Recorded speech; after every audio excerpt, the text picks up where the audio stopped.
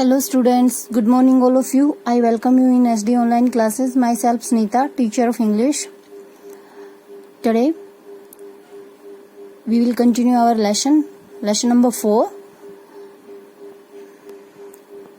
and part appreciation. बेटा हमारा जो लेसन 4 है, ये मीन्स चैप्टर 4, इसको हमने रीड किया था और क्वेश्चन आंसर यहाँ तक कंप्लीट हो चुका था हमारा. नेक्स्ट पार्ट हमारे पास है अप्रिशिएशन. एप्रिशिएशन मीन्स होता है बेटा प्रशंसा या सराहना करना. मीन्स इस पोयम में किन किन चीजों के बारे में वर्णन किया गया है, उनकी प्रशंसा की गई है, उन सब चीजों का इस पार्ट में हम उन सब चीजों के बारे में इस पार्ट में हम जानेंगे. ओके बेटा. In the poem many words have been used to describe places and things that the child sees. For example means कि इस पोयम में जो बच्ची है जिसने इस पोयम का वर्णन किया है, उसने कई ऐसी चीजें देखी हैं, प्लेस स्थान देखे हैं जिनका इस पोयम में वर्णन किया गया है. उन सब चीजों का हमें डिस्क्राइब करना है, वर्णन करना है. कौन कौन सी वो प्लेसेस हैं. ओके बेटा. स्थान है जैसे फॉरेन लैंड्स है, जो जगह उसने पहले नहीं देखी उसका उसने किस नाम से वर्णन किया बेटा, फॉरेन लैंड्स के नाम से. ओके. नेक्स्ट है प्लीजेंट प्लेसेस. ओके. ऐसे ही ये 2 एग्जाम्पल दिए हैं बेटा. अब आपको क्या करना है इसमें, read the poem and list the words that describe places and things. यानी हमें क्या करना है, इस पोएम को रीड करना है और लिस्ट बनानी है उन वर्ड्स की. जैसे ये इनकी लिस्ट की है ना, 2 ये जो वर्ड हैं, 2 वर्ड्स हैं जिनको लिस्टेड किया है, ऐसे ही हमें लिस्ट बनानी है प्लेस और थिंग्स, उन चीजों की और स्थानों की. Then make a list of any 4 places you have been to. Use 1 describing word for each of these places. आपको क्या करना है बेटा, 4 लिस्ट बनानी है 4 प्लेसेस की. ओके. अब चलो हम पोएम में देखते हैं वो कौन कौन से प्लेसेस हैं. जैसे एग्जाम्पल के तौर पे बेटा फॉरेन लैंड्स, और जो हमारा नेक्स्ट था प्लीजेंट प्लेसेस, ये कंप्लीट है. नेक्स्ट हमारे पास जो है इसमें डिम्पलिंग रिवर मीन्स परगर्तन नदी. मीन्स जहाँ पे नदी का जो बहाव होता है वो बहुत ही तेज होता है, उसे क्या बोलते हैं, डिम्पलिंग रिवर. नेक्स्ट इसमें कौन से स्थान का वर्णन किया था बेटा, प्लेस का, डस्टिंग रोड्स, जो धूल भरे जो सड़कें थी उनके बारे में वर्णन किया था. अब नेक्स्ट स्टेंजा है हमारे पास, इसमें किसका वर्णन किया गया था, yes, grown up reverse means हम बोल सकते हैं जो जवान नदी बोल सकते हैं हम, या नदी जो जिसका पूर्ण रूप से विकसित हो चुकी है. ठीक है बेटा. नेक्स्ट इसमें किसका वर्णन किया गया है, फेरीलैंड्स, परियों का देश बोल सकते हैं, या परियों के देश के बारे में भी इसमें, या जो परियों का स्थान है उसके बारे में इसमें बताया गया है. ठीक है बेटा. ऐसे आपका जो पार्ट है अप्रिशिएशन वो कंप्लीट होता है बेटा. नेक्स्ट है आई कैन, यानी हम इसको स्वयं कर सकते हैं या हम किसी के हेल्प से कर सकते हैं. ओके बेटा.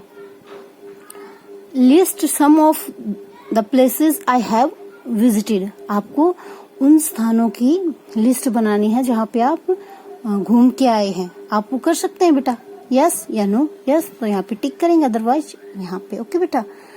Describe the places using describing words. जो अभी हमने यहाँ पे किया है इस पोयम में, जिन शब्दों का वर्णन करके जो स्थानों का वर्णन किया है, यानी एक शब्द है जो उस स्थान के बारे में वर्णन कर रहा है, वो हमने यहाँ पे अभी किया था, वो आप कर सकते हैं.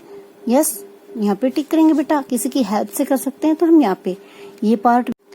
लाइफ स्किल्स बेटा, जो हमारे जीवन से जुड़ी हुई घटनाएं हैं उन सब चीजों के बारे में हम लाइफ स्किल्स है उसमें जानते हैं. जो हमारे जीवन में जो घटनाएं होती हैं या हमारे सामने जो प्रॉब्लम हम फेस करते हैं उनका हम कैसे सोल्व कर सकते हैं. ठीक है बेटा. इन सब चीजों के बारे में जानेंगे. अब ये स्टोरी है, इसको हम रीड करते हैं। Asim and his friends are waiting at a bus stand when they see a foreign tourist standing cross the street appearing quite confused. Asim और उसके दोस्त एक बस स्टैंड पर इंतजार कर रहे हैं जब वे सड़क पर खड़े एक विदेशी पर्यटक को देखते हैं। किसको देखते हैं बेटा? एक विदेशी पर्यटक को देखते हैं जो काफी भ्रमित दिखाई देता है। कंफ्यूज मीन्स भ्रमित, और फॉरेन टूरिस्ट मीन्स होता है बेटा जो बाहर देश से किसी भी देश में जो घूमने जाते हैं, जैसे बाहर देश से हमारे देश में घूमने आते हैं तो हम उन्हें क्या बोलते हैं? Foreign tourist. The tourist is lost and is holding a map in his hands trying to locate his destination means होता है बेटा गंतव्य।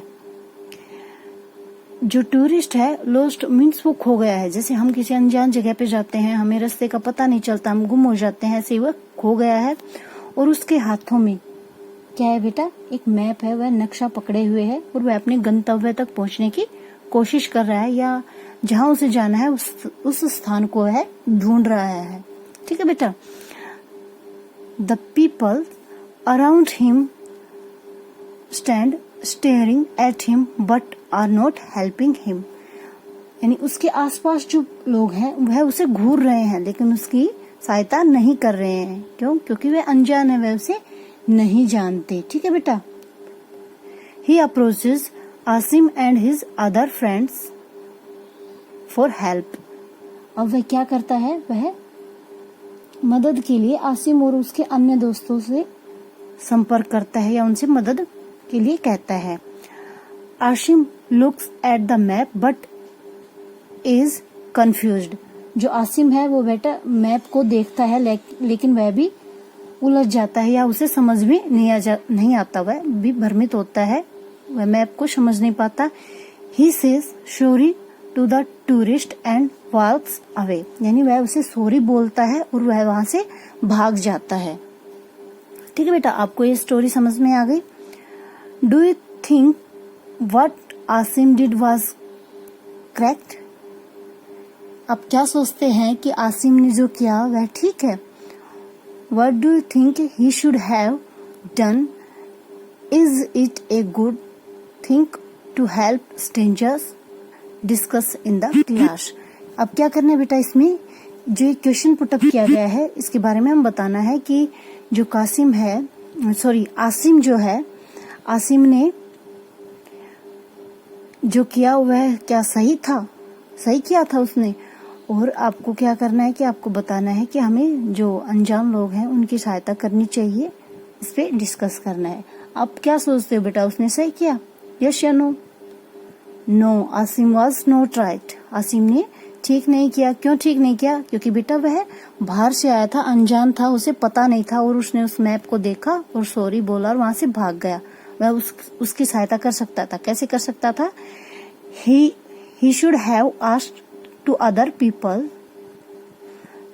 to help them। यानी कि जो आसिम है वह जिन लोगों को जानता है उनसे संपर्क करके उसकी सहायता कर सकता था। यस या नो बेटा?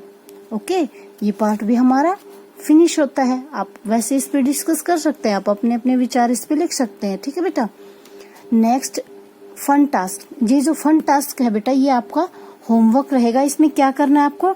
Dry map of your locality, label the map by using tags such as hospital, school, bank, ATM and park.